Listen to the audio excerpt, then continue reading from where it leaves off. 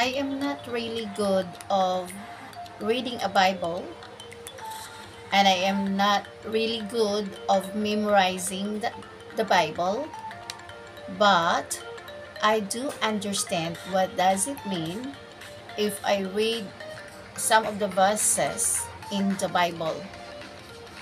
Proverbs is always my favorite, and Psalms. So, in Proverbs 22:8, sabi dito ay, He that soweth iniquity shall reap vanity, and the rod of his anger shall fail you. Reap what you sow. So, imagine, kung ano yung itinanim natin siyang aanihin natin. 'Di ba? Kung nagtanim tayo ng kasamaan, mag-aani din tayo ng kasamaan. Pero kung nagtanim tayo ng kabutihan, of course, kabutihan din ang aanihin natin. 'Di ba? So, sa Galatians 6:8, sabi dito, For he that soweth to his flesh shall of the flesh reap corruption, but he that soweth the Spirit shall of the Spirit reap everlasting life.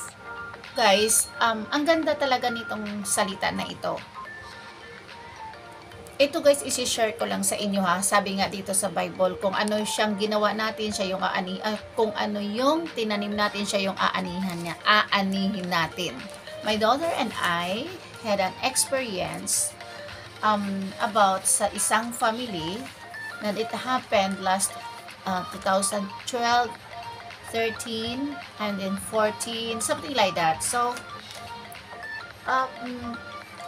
yung pamilya na yon, I thought na wala talagang walang tatay, so nanay lang. And then, siyempre, nakita namin ang situations ng mga bata, na mga minor, maliliit pa lang. So, lalo na sa 3 anak. Ayun. Ngayon, na-discover, hindi, dahil nga, siyempre, nakikita namin lagi, we don't know them, pero, syempre, sa everyday ba naman nakikita namin, umiiyak yung bata, lalo na yung panganay na lalaki at ang bunso na lalaki, na umiiyak lagi at nagsasabing na gutom na ako. Umiiyak na gutom na siya. Alas 8 na ng gabi, alas 9. So, ayan, kung minsan, ang ginagawa ko, sige, sabi ko sa anak ko, bigyan mo ng pagkain.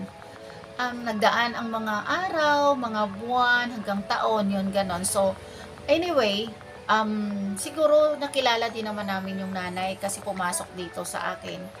Ayun, lahat ng mga sinasabi, nagkukwento yung babae, ang ina ng mga bata, nagkukwento sa mga ganong-ganong bagay. Tapos yung mga bata din, may mga nakwento din sa anak ko na kay show yung tatay nila, ganon-ganon, dyan. Tapos, nagkukwento siya na pinagmamayabang niya ang sarili niya na ang dami niya naging girls, ang dami niya naging anak, umabot ng 20 plus ang anak niya. Parang, sabi ko lang sa sarili ko, siyempre, hindi naman siya guys, kasi nagkukwentuhan kasi na ayun, so, sabi ko, ganun pa na kadami yung So, anyway, sa madaling salita, lalo na sa year ng 2014, na which is super ang experience namin talaga kasi wala ang nanay, no choice, nag-abroad ang nanay kasi wala na talaga siyang mapagkakitaan dito na magkakasya man lang sa kanila. Hindi kasya kasi ilan ang mga anak niya, may pinapaaral niya pa yun, wala naman nagsusupport na family or asawa, so siya lang talaga. So, iniwanan niya ang 3 niyang anak sa akin, for lang na kumbaga, pinagkatiwala niya, ikaw nang bahala dyan, ate, sa mga anak ko, mga minor yan kasi So, sige lang, kasi kailangan niyang mag-abroad. So, sa masamang palad, guys, nagkaroon siya ng problema doon sa ibang bansa, and then, namaltrato siya. So, 9 months lang siya doon. So, umuwi na siya. And then, ayun. So, anyway, sa observation lang, ang tatay ganun, ang nanay din may pagka ganun din, yung parang may pagkapasaway. Sabi ko ngang ano, siguro dahil gusto niya lang ano, sige, nandun na tayo. So ito na yon. Dumating ang panahon na mahabang panahon, mga ilang years na hindi ko nakikita lagi ang tatay ng mga batang yan. Ang mga bata, lumaki na struggle. They are survivor.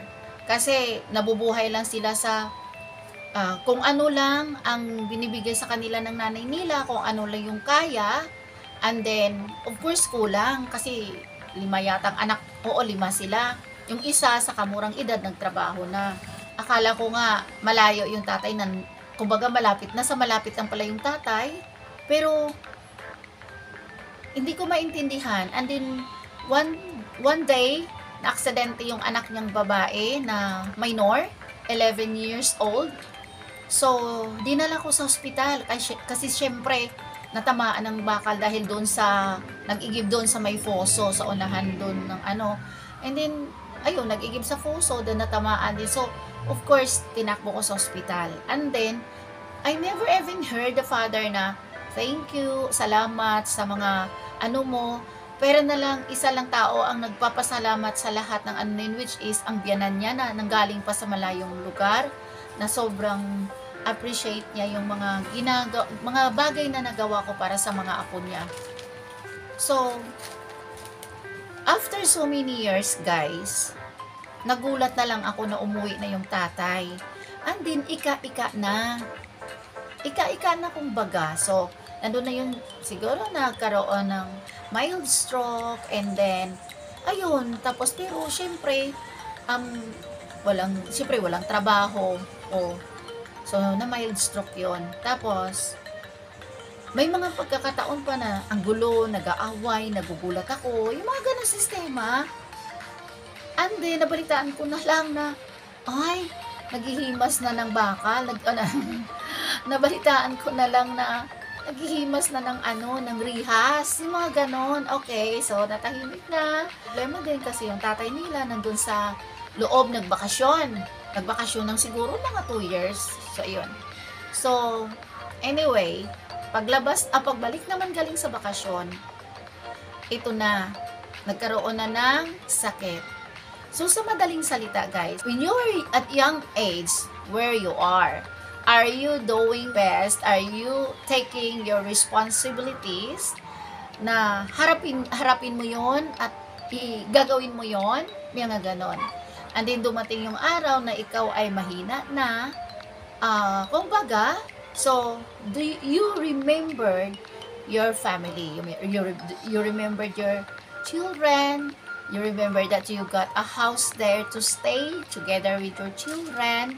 So yun yung nangyayari. I already cut off whatever help na ginawa ko para sa mga bata. Kasi, anyway, andyan siya pero wala yung ina kasi umalis ang ina. And then, gagawa ka ng eksena. So, sa ganong sitwasyon mo, may sakit ka na. And then, gagawin mo, mamasamain mo pa yung mga anak mo na tumutulong sa'yo. Hindi mo man lang nawang magtanong sa sarili mo, what did I do before? Ano ba ang nagawa ko sa sarili ko dati? Or either, ano ba ang itinanim ko na halaman na inalagaan ko hanggang lumaki, namunga at magha-harvest ako ngayon ng mas magandang bunga. Masarap, matamis, at magandang bunga. Hindi mo man lang tanungin yan ang sarili mo? Okay. Tabi-tabi po ha. Tayong mga magulang, may talagang mabigat na responsibilidad. Tayong mga magulang, may mabigat na responsibilidad sa mga anak natin. Kasi hindi tayo matatawag na magulang kung hindi tayo naging magulang sa mga bata. Kahit hindi mo blood and flesh, but kinuha mo yung responsibilidad bilang isang tatay o nanay, parent ka na rin. Diba? Sa dami kasing mga lalaki or mga babae na nag-ampon kasi hindi sila makaanak. Pero gusto nila maging tatay o nanay sa isang bata, 'di ba? So dapat alam natin ang responsibilidad natin. Ngayon, hindi na natin kaya, pinabayaan natin ang anak natin, pinabayaan natin naghirap ng sobra, hindi natin pinaaral, hindi natin sinusuportahan ang kanilang daily basic needs. And then uuwi ka, nanggugulo ka, nagmamalaki ka, nagmamayabang ka, and then saglit lang lalayas ka na naman, aalis ka, and then one day hindi mo na kaya dahil mahina ka na, ay pumirmi ka na finally, pero alagain ka na pala ng mga anak mo. So ngayon ang masaklap, imbis na i-appreciate mo, pasasalamatan mo na after all sa lahat ng mga ginawa mo, nagtanim ka ng sama ng loob sa mga anak mo. Nagtanim ka ng pagka-irresponsible ways sa mga anak mo. Hindi ko masasabi na mahal mo yung mga anak mo kung wala kang ginawa to prove na talagang mahal mo yung mga anak mo. And then, do you really expect na everything you need, they will provide for you? And yet, ginawa yan. Magpasalamat ka na lang. Kasi kabila ng itinanim mo yung puno na yan, yung seedlings na yan, although survivor siya sa init, sa bagyo, kumbaga, hindi maganda yung tubo kasi nga kulang sa pagmamahal, kulang sa pag-aalaga. Pero, talaga naman, in survivor talaga, ang seedlings na yan, lumaki siya na kahit papano bumunga man siya, hindi man ganun kasarap, hindi man ganun kaganda ang bunga kasi kulang yan sa cultivation, kulang yan sa fertilizer, kulang sa dilig-dilig. Of course, hindi ka mag-i-expect na magkakabunga yan ng maganda at masarap, diba? Pero at least bumunga na kahit papaano may naaani ka kaysa wala na talaga. Pero ang masaklap, sisiraan mo pa ang mga anak mo na they are doing their best to support you, to feed you after all those things na nagawa mo sa kanila.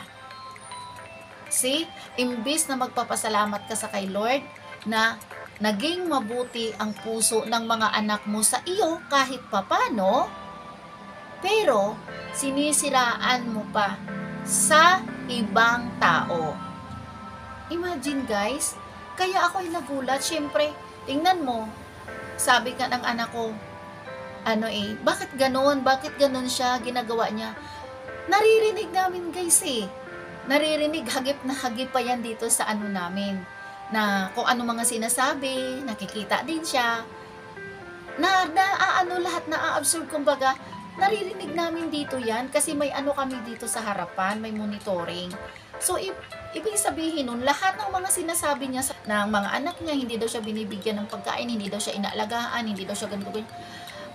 My God, anyway, nagsama-sama naman kayo sa isang bubong. Kaya lang, you have to get out, they have to stay away from you, dahil nga may iniinda ka at very dangerous sa mga bata. Alam niyo, guys, kahit sino naman sa inyo, kahit naman sino sa atin na mga nanay, kung may kasama tayong may sakit, lalo na yung delikadong sakit na yan na hindi pwede ma-expose ang mga bata, ilalayo talaga natin or either siya ang lalayo, diba?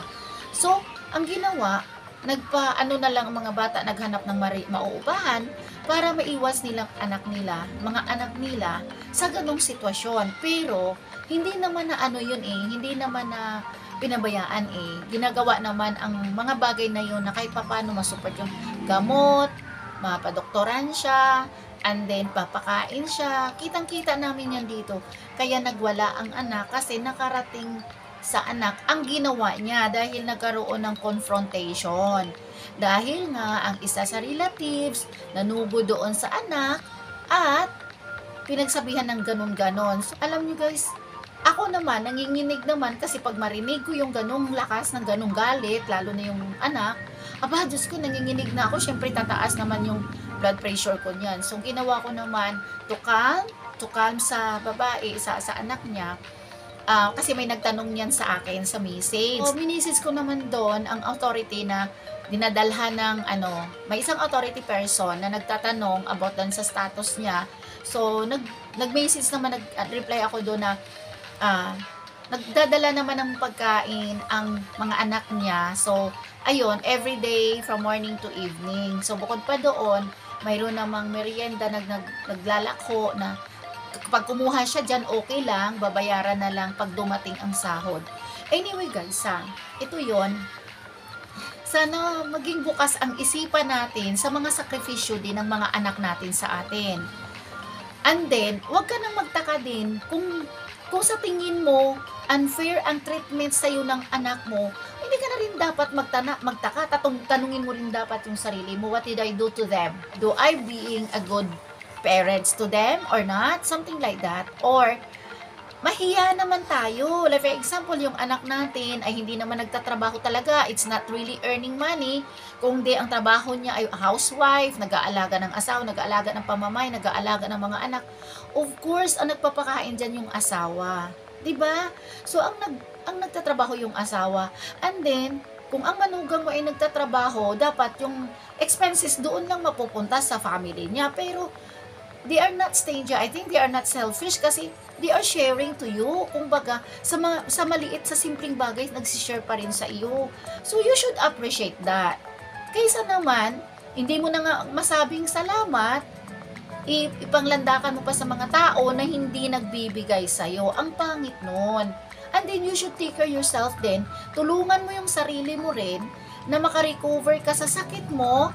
Tulungan mo yung sarili mo na mabalik yung energy mo para kahit papano makabawi ka sa pagkukulang mo sa mga anak mo. Ganun lang yun. Hindi yung lahat ay parang pairalin pa rin natin ang pagka-selfish natin, ang pagka-arrogante natin, ang ang pagka-pride natin.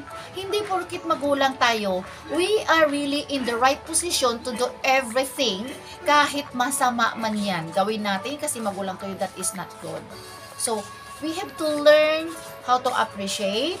We have to learn how to accept the fact na ito yung nangyayari sa buhay mo kasi this is what you saw before. Diba? Kung sa Bisaya, ano ba ang ginpanggas mo nga binhi?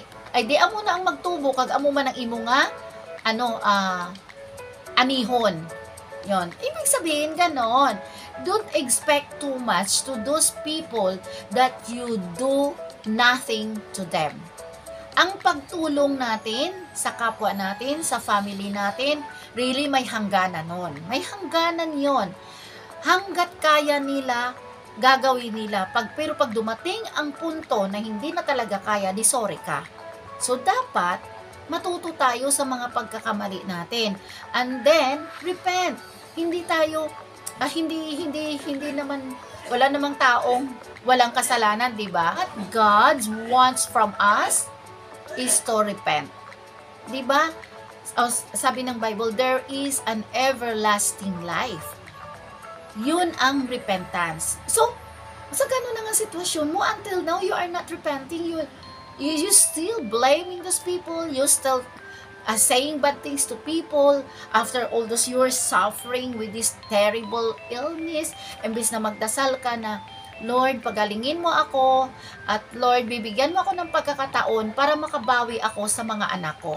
I think that's the best way to do. Diba?